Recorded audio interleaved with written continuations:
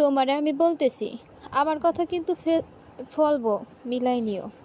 তুমি যদি আমার পোলার নামে তোমার ভাইয়ের ঠ্যান কিছু কইছো, তাইলে তোমার পেটের বাচ্চা বাঁচবো না। আমি কইয়া দিলাম, আমি কিন্তু মা। আমার মুখের কথা বের হওয়ার আগে আল্লাহ পাকের দরবারে কবুল হইবে। কথা শেষ করে অনিলের মা ফোন কেটে দিলেন। অপর পাশে তন্দ্রা ফোন কানে ধরে বসে রইল। তার শাশুড়ি কল রিসিভ করে সরাসরি অভিশাপ দিচ্ছিল।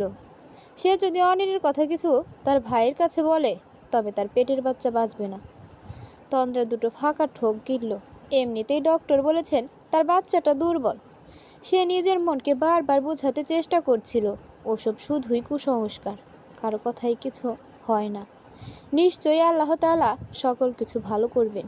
কিন্তু তার অসচেতন মন বারবার তাকে ইঙ্গিত করছিল, যদি অভিশাপ সত্যি লেগে যায়। ভাইয়ের বাসায় তন্দ্রা এসেছে প্রায় ঘন্টাখানিক সময় হলো। তার মেঝো ভাবি পেশায় একজন ডক্টর, ভাই ব্যবসা করছে।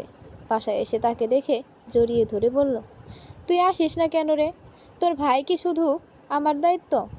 আমি বুঝি তোদের দায়িত্ব নই। তন্দ্রা কি বলবে সে বুঝে উঠতে পারছে না। তার প্রচণ্ড গা গোলাচ্ছে, মাথা ঝিম ধরে আছে। নবনীতা বুঝতে পারে তন্দ্রার শরীর খারাপ হচ্ছে। সে ধমকে উঠে তন্দ্রাকে ফ্রেশ হতে পাঠিয়েছে, নিজে চলেছে রান্নাঘরে। তার স্বামীকে কল দিয়ে ফ্রেশ দেখে আম নিয়ে আসতে বলল। কথা বলতে বলতে লেবু শরবত নিয়ে এলো। তন্দ্রা তখন বিছানায় সবেমাত্র গায়ে দিয়েছে। তন্দ্রার মুখ থেকে নবনীতা অনেক কিছু বুঝতে পারল, তবুও মুখ ফুটে কিছুই বলল না, কারণ এমনিতেই তার শাশুড়ি তাকে খুব একটা পছন্দ করে না। এ বিষয়ে কথা বললে তো উনি বলবেন নবনীতা নিজে কান পড়া দিয়ে তার মেয়ের সংসার ভেঙেছে। তন্দ্রা ঘন্টা 2 ঘুমিয়ে উঠে গোসল সেরে বাহিরে বেরিয়ে এলো। বেশ ঝরঝরে লাগছে নিজেকে। রান্নাঘর থেকে টুংটাং শব্দ আসছে। পুরোর ঘর জুড়ে তখন পাকা আমের গন্ধে ভরে আছে। রান্নাঘরে রান্নায় ব্যস্ত নবনীতা। সে তন্দ্রার জন্য নিরামিষ রান্না করছে, সাথে কাঁচকলা ভর্তা, ইংলিশ মাছের দো পেঁয়াজও এবং সাদা ভাত। তন্দ্রা রান্নাঘরের পাশে একটা চেয়ারে বসে বলল, এত আইটেম, আমাকে ডাক দিলেই পারতে, সাহায্য করতাম। ডাক দিতাম যদি দুজন না হয়ে একজন হতে। এখনও সমস্যা ছিল না, আমি পারি। নিজের সংসারে সবাই পারে। তন্দ্রা অস্ফুট স্বরে উচ্চারণ করে, সংসার। নবনীতা বুঝতে পারে। টিস্যুতে হাত মুছে এসে বলল, তুমি চাইলে আমাকে বলতে পারো, চিন্তা করো না, সব ঠিক হবে। তন্দ্রা কিছু বলল না, শুধু শক্ত হাতে জড়িয়ে ধরল নবনীতার হাত। অনিলের মা বেশ কয়েকবার ফোন করেও ছেলেকে পেলেন না ফোনে। বারবার তার নাম্বার ব্যস্ত দেখাচ্ছে।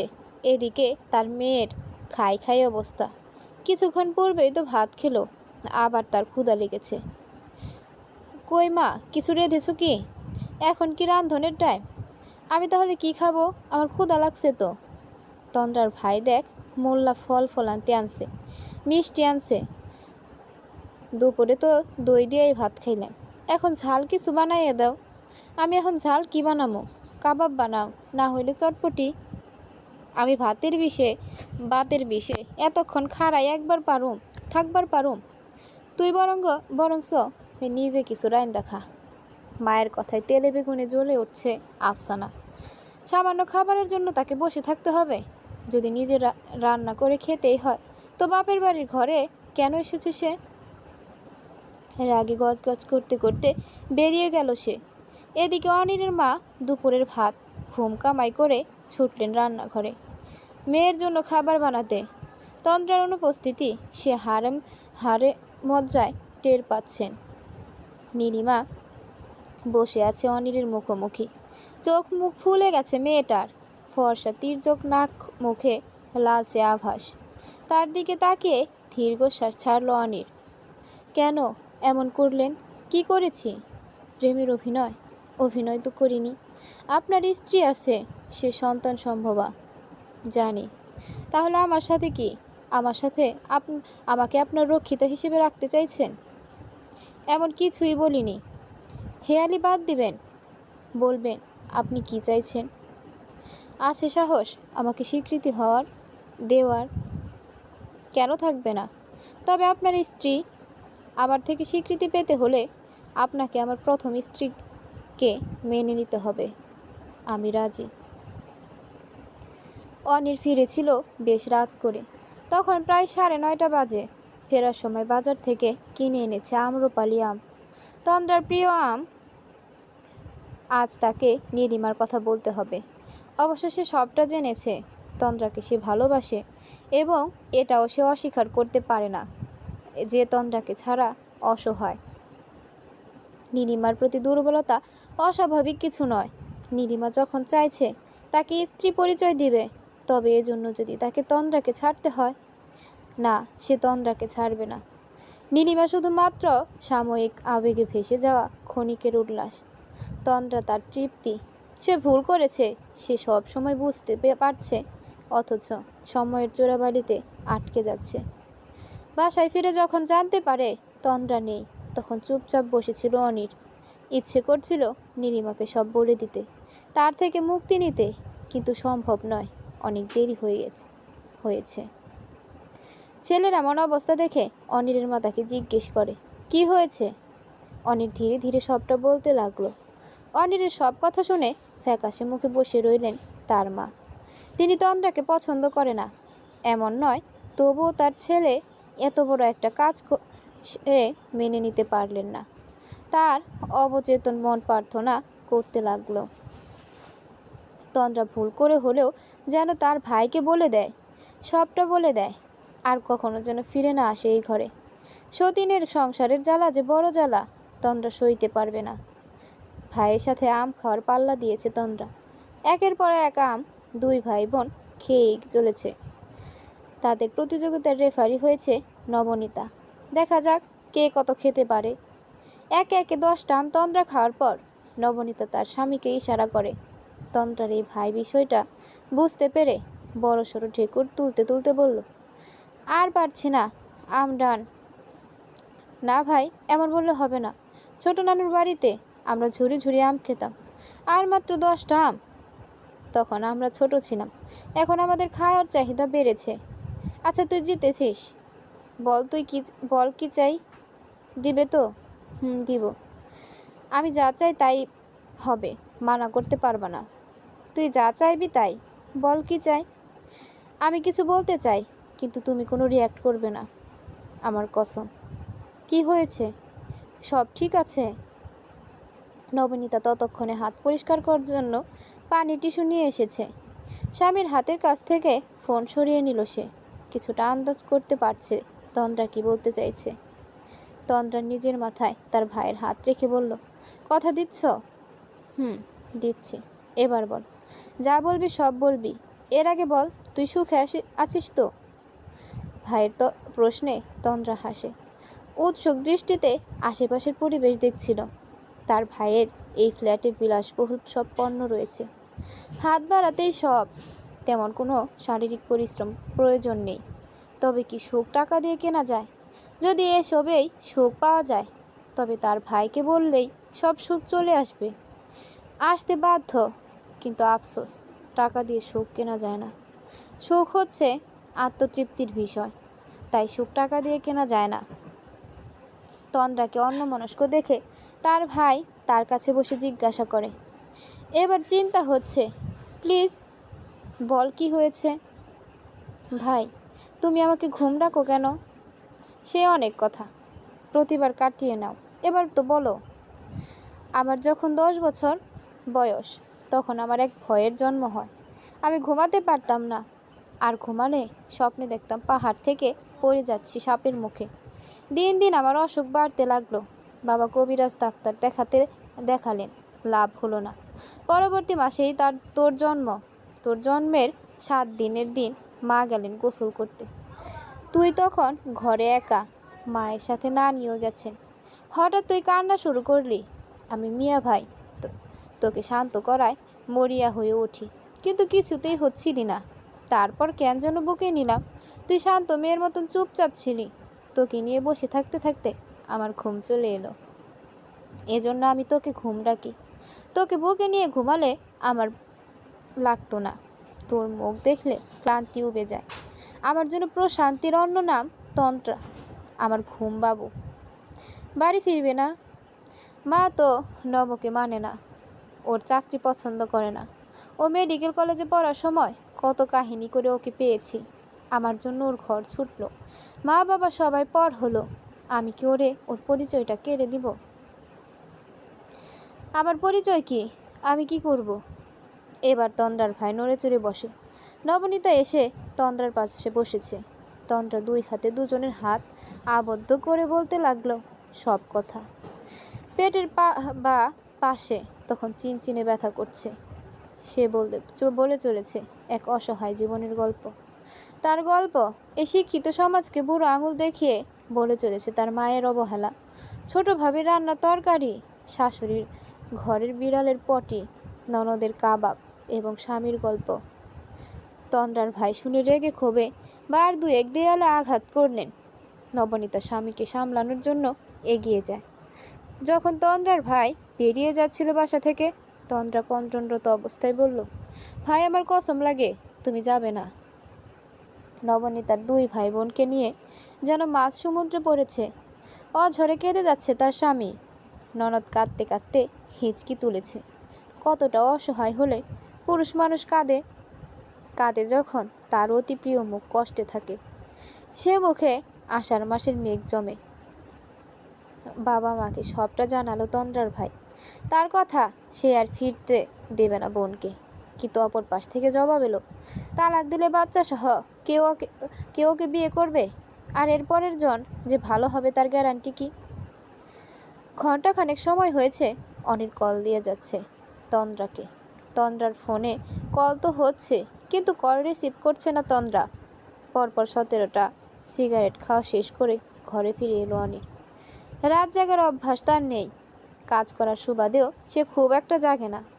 অনিরের তেষ্টা পেয়েছে, তন্দ্রার তেষ্টা, তাই রাত 12টার দিকে বেরিয়ে গেল বাসা থেকে। এলো রাত তখন 12টা 47। ইমার্জেন্সি কল এসেছিল হাসপাতাল থেকে।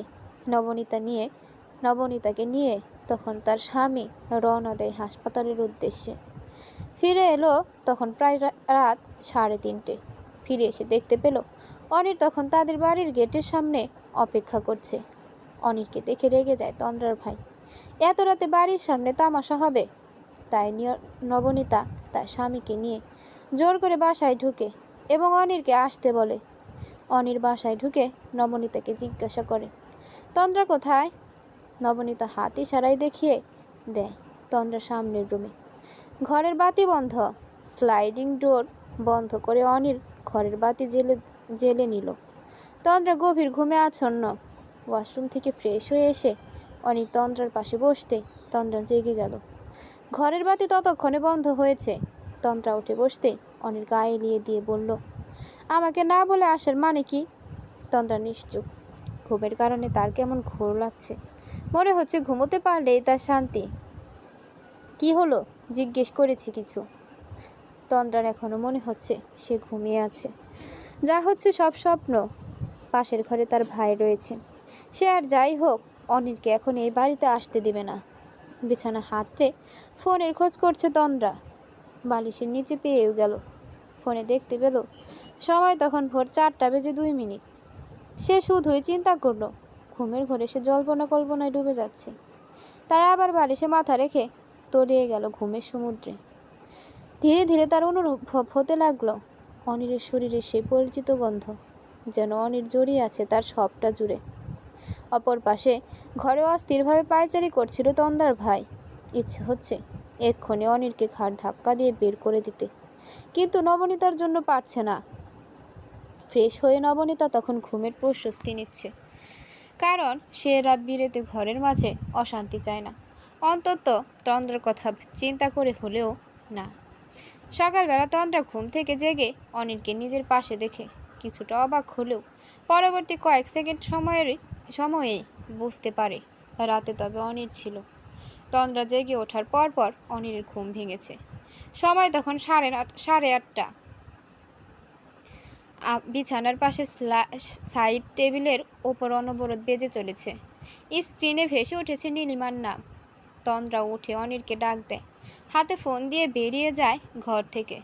গতকাল রাতে তার বাসায় ছোটা কাজ করে সেই সেই মেয়ে কল দিয়ে বলেছে অনির নীলিমাকে বিয়ে করবে শীঘ্রই। তন্দ্রা তাই তার ভাইকে সবটা জানিয়েছে, কারণ তার সংসার থেকে তাকে মুক্তি দেওয়া হবে, কিন্তু তার প্রয়োজন একটা সাহায্যের। তার একাডেমিক শিক্ষাগত যোগ্যতা নেই যে সে যখন তখন চাকরি পাবে। তাকে জায়গা দেওয়ার মতো, মাথায় একটু ছায়া হওয়ার জন্য পরিবার নেই। তার প্রয়োজন ছিল একটু শান্তির, মনের কথাগুলো কারো কাছে বলতে কাঁদতে পারার। সে পেরেছে, তার কাছে এটাই অনেক। এরপর নিয়তি যেখানে নিয়ে যায় সে যাবে। আমি তন্দ্রাকে নিয়ে যেতে এসেছি। অনিলের কথায় কটমটে চোখে তাকায় তন্দ্রার ভাই। ও যাবে না। আমি আমার স্ত্রীকে নিতে এসেছি, আপনার বাসায়ও আছে, তাই আপনার কাছে বলছি। তন্দ্রাকে আমি দিব না। খবর পেয়েছি নতুন বিয়ে করছো। অনির কোনো জবাব দেয় না, চুপচাপ বসে রইল। রান্নাঘরে নবনীতার প্রেসার কুকার তখন সিটি বাজাচ্ছে, হয়তো সে ডাল চড়িয়েছে। অনিলের মনোযোগ কয়েক মুহূর্তের জন্য সরে গিয়েছিল, ফিরে এলো তন্দ্রার ভাইয়ের কথায়। তাহলে তন্দ্রাকে তোমার তালাক দিতে হবে। আমি তন্দ্রাকে ছাড়তে চাই না। এ কথা পরকীয়া করার আগে মনে রাখা উচিত ছিল আমার বোনের গায়ে হাত তোলার আগে। আপনি আপনার স্ত্রীকে নিয়ে আলাদা রয়েছেন। আপনি বুঝেন না আপনার স্ত্রী এবং মায়ের মধ্যকার রেষারেষি। তুমি যা জানো না তা নিয়ে কথা বলবে না। আপনার আরও 2 ভাই আছে, আমি মায়ের এক ছেলে। আমার মাকে অন্য ঘাড়ে গোছানোর সুযোগ আমার নেই। সারাদিন পর অফিস থেকে ফিরে এসে যদি দেখি সামান্য তরকারিতে হলুদ বেশি হয়, আমার স্ত্রীর সাথে মায়ের মনোমালিন্য হচ্ছে এবং আমার মা রাগ করে বাসা থেকে চলে যাবে, তখন আপনি রাগ কার উপর দেখাবেন? দিন শেষে আমরাও মানুষ। মেয়েরা সারাদিন ঘরের কাজ করে, আমরা সারাদিন বাইরে থাকি। আমি বলছি না তাদের কোনো চিন্তা নেই, তবে পুরুষ মানুষের শান্তি এই বাড়িতে নিজ বাড়িতে, অথচ ঘরে ফিরে যদি প্রতিদিন ক্যাচ লেগেই থাকে এবং বাসার সবার মুখ ভার থাকে, তবে কতদিন মেনে নেওয়া যায়? আমি মানছি রাগ বেশি হলে তন্দ্রাকে আঘাত করি, কিন্তু নিজেও শান্তি পায় না। তখন নিজেকে কাজে ডুবিয়ে রাখি, ঘরে শান্তি না থাকলে বাহিরে খুঁজি। অনিলের কথায় তার ছেলের হাসে তন্দ্রার ভাই। এরপর বলল, পরকীয়া তবে শান্তি? না, এটা আমার ভুল। আমি ভুল করেছি, এটা আমি স্বীকার করছি। আজ এক নারীতে, 2 দিন পর অন্য নারীতে মত্ত হবে। কথা দিচ্ছি তন্দ্রাকে ফিরিয়ে দিন, আগলে রাখবো, আমার ভুল শুধরে নেব। ওই মেয়েকে বিয়ে করে নাও, আমার বোনকে তালাক দিবে, এটাই শেষ কথা। আমি তালাক দেব কেন? তন্দ্রা আমার সাথেই থাকবে। ও যাবে না, এই অবস্থায় কোনোভাবেই না। তন্দ্রার সাথে কথা বলবো, সে অধিকার আছে বলেই চাইছি। বলুন, কি করলে তন্দ্রাকে ফিরিয়ে দেবেন? যদি বলি নীলিমাকে ছাড়তে হবে, তোমাকে গ্যারান্টি দিতে হবে আমার বোনকে সুখে রাখবে। যা চাইছেন তাই হবে, আমি তবুও তন্দ্রাকে ছাড়ব না। গ্যারান্টি হিসেবে আমার সকল স্থাবর অস্থাবর সম্পত্তির অধিকার তন্দ্রার হবে এবং নীলিমাকে আমার জীবন থেকে সরিয়ে দেব। অনির কথা শেষ করার পূর্বেই তার ফোনে মেসেজ এলো নীলিমার ফোন থেকে। অনির, তো 2 বার আমি পিরিয়ড মিস করেছি। খুব সম্ভবত আমি মা হতে চলেছি। গাইনি বিভাগের সামনে বসে অনবরত দুলছে নীলিমা, মনে মনে শুধু আল্লাহকে ডাকছে। অবচেতন মন বারবার বলছে, অনির বলছে তন্দ্রা মেনে নিলে তাকে সম্মান দিবে, বিয়ে করবে। যদি তন্দ্রা মেনে না নেয়, সম্মতি না দেয়, তাহলে কি তার সন্তানকে পরিচয় দিবে? বাবার আদর পাবে? তার সন্তানের বাবার আদর ভাগ হয়ে যাবে। অনির কি ইচ্ছা হলেই কাছে পাবে না তার সন্তান। গভীর চিন্তায় মগ্ন নীলিমা এখন বুঝতে পারছে তন্দ্রার পরিস্থিতি। নিজেকে আজ তন্দ্রার জায়গায় পেয়ে তার উপলব্ধি হচ্ছে তন্দ্রা বিগত কয়েকটা মাস কতটা যন্ত্রণা সহ্য করেছে। আপু, আপনি তো শিক্ষিত, চাকরি করেন, আপনাদের বিয়েও হয়নি, কিন্তু আমার সন্তানের কথা চিন্তা করে অন্তত আমার স্বামীকে আমায় দিয়ে দিন। সেদিনের তন্দ্রার আকুতি ভরা টলমলের দৃষ্টি বারবার ভেসে উঠেছে নীলিমার মানসপটে। অনির কখন এসেছে সেদিকে কোনো খেয়াল ছিল না নীলিমার। সিরিয়ালের ডাক পড়তেই উঠে যায় সে। পাশে অনিরকে দেখেও তার কোনো ভাবান্তর হলো না। স্ত্রী বিশেষজ্ঞ রিপোর্ট দেখে জানালেন রিপোর্ট নেগেটিভ এসেছে। কথাটা শুনে নীলিমা যেন প্রাণ ফিরে পেল। ডক্টরের চেম্বার থেকে বেরিয়ে রাস্তায় দাঁড়ায় নীলিমা। পুরোটা সময় অনিরের সাথে কোনো কথা বলেনি। রিক্সা ডেকে রিক্সায় উঠে বসে নীলিমা। রিক্সাওয়ালাকে বলল কিছুক্ষণ দাঁড়াতে।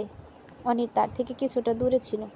কাছাকাছি আসতে নীলিমা বলল, আপনি আমার জীবনের সেই সুখের মুহূর্ত, যা আমি ভুলে যেতে চাইলেও পারবো না। তবে আমাকে ভুলতে হবে, কারণ আমি অনির নামক বিষাক্ত অনুভূতি থেকে আমার মুক্তি চাই। অন্তত আর কোনো মেয়ের সাথে এমন করবেন না। তন্দ্রা ভালো মেয়ে, তাকে ভালোবাসতে শিখুন। আমাদের গন্তব্য এক হতে পারে না, তাই আমাকে মাফ করবেন। আমাদের জীবন বড়ই অদ্ভুত। আমরা যখন যা চাই, যা পাই, তা চাই না, অথচ আমাদের আপন পাওয়াতেই সন্তুষ্ট থাকা প্রয়োজন। আজ অনির নীলিমাকে আটকে রাখিনি, কারণ তার মনে এখন শুধুই তন্দ্রাকে ফিরে পাওয়ার ইচ্ছে। একটা ভয়, নিরাশা ঘিরে ধরেছে তাকে। সে ভেবেছিল আর যাই হোক তন্দ্রা তাকে ছাড়বে না, কিন্তু সে ভুল প্রমাণিত হলো। নিজের সকল সম্পত্তির অধিকার তন্দ্রাকে দেওয়ার পরেও সে ফিরেনি। তন্দ্রা এসব কিছুই চায় না। সে তার ভাইয়ের কাছে আছে। তন্দ্রার 8 মাস চলছে। তন্দ্রা আর একটু কঠিন হৃদয়ের অধিকারী সেদিন হলো, যেদিন সে জানতে পারে সে কন্যা সন্তানের জন্ম দিতে চলেছে। অনিরের মায়ে এসে তন্দ্রার সাথে কথা বলেছে। তন্দ্রা তার সাথে কোনো খারাপ ব্যবহার করেনি, তবুও ফিরে যাবে কিনা এই বিষয়ে কিছু বলেনি। স্বামী সংসারে ফিরবে না বলে নবনীতাকে কম কথা শোনায়নি তন্দ্রার মা। তার ধারণা নবনীতা তাকে কান পড়া দিয়েছে এসব করার জন্য। তন্দ্রা সবসময় মনমরা হয়ে থাকতো, তাই তার ভাই তার জন্য কাদামাটি এনে দিত, কারণ তন্দ্রার ছোটবেলায় অভ্যেস ছিল মাটি দিয়ে জিনিসপত্র বানানোর। একদিন বিকেলে নবনীতা বাসায় ছিল না। ভাই যখন বাহিরে, বাসার কাজের মহিলার বাচ্চা মেয়ের জন্য 2টো ছোট চায়ের কাপ বানিয়েছিল তন্দ্রা। নবনীতা ফিরে সেই মাটির কাপ জোড়া দেখে অবাক চোখে তাকিয়েছিল সে। পরের দিন প্রয়োজনীয় বাকি জিনিসপত্র কিনে আনে নবনীতা। তার সর্বক্ষণের সঙ্গী কাজের মহিলা 7 বছরের ছেলেটা। তন্দ্রার সকল কাজে সাহায্য করে। 2 দিনের মধ্যে তারা তৈরি করে ফেলে 1 সেট মাটির চায়ের কাপ। পুরো 450 টাকা দিয়ে সেই চায়ের কাপের সেট কিনে নেয় নবনীতা এবং উপহার দেয় এক কলিগকে। মাত্র কয়েকদিনের মাঝেই বেশ কয়েকটি অর্ডার পায় সে। শখের বশে করা কাজ আজ তার পরিচয় হতে চলেছে। কিন্তু ভারী পেট নিয়ে সমস্যা হয় তার। কষ্ট লাগে, ক্লান্ত লাগে, তবুও সে প্রকাশ করে না। নবনীতা বুঝে সে যত্নের কমতি রাখছে না, তবুও তন্দ্রার একাকিত্ব যে একান্ত ব্যক্তিগত। তার ভাই পুরো সকাল তন্দ্রার কাজে সাহায্য করে, আর পুরো বিকেল তন্দ্রার নিয়ম করে বিশ্রাম, হাঁটতে যাওয়ার রুটিন। রাস্তায় নেমেই সে অনিরকে খোঁজে। অবচেতন মন বারবার চায় সে আসুক, বারবার আসুক, এসে ভেঙে চূর্ণ বিচূর্ণ করুক আমায়। অথচ অনিরের দেখা পায় না। অনির থাকে তার আশেপাশে থাকে, কখনো তার ভাইয়ের বাসার গেটের সামনে, কখনো বা পার্কের চন্দ্রপ্রভা গাছের আড়ালে। দেখতে দেখতে দিন ঘনিয়ে এলো। তন্দ্রা জন্ম দিল এক কন্যা সন্তান। সেদিন হসপিটালে কেউ ছিল না তন্দ্রার পরিবারের, কারণ যে মেয়ে স্বামী মাপ চাওয়ার পর তার সাথে থাকবে না, বেল্লাপনা করবে, তার সাথে কোনো সম্পর্ক রাখা যায় না। তবে তন্দ্রার ননদ জামাই, শাশুড়ি, নবনীতা এবং তার ভাই ছিল। অনিরের কোলে তার সদ্য জন্মানো কন্যা। সে 2 চোখ ভরে তাকে দেখছে। অনিরের চোখে থেকে তখন টুপ টুপ পানি ঝরছে।